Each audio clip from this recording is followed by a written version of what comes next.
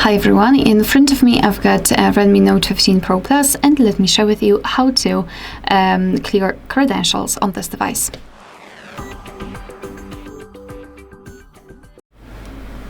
So let's begin with opening the settings.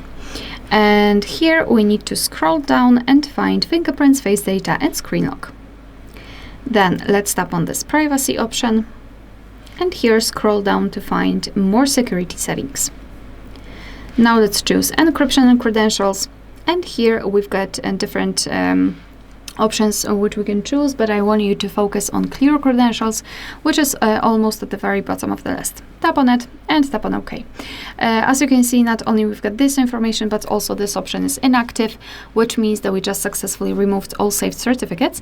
And be aware, if you've got any kind of screen lock, your device will ask you to enter it to confirm the whole step, but no worries, it's completely normal. Simply do it for confirmation.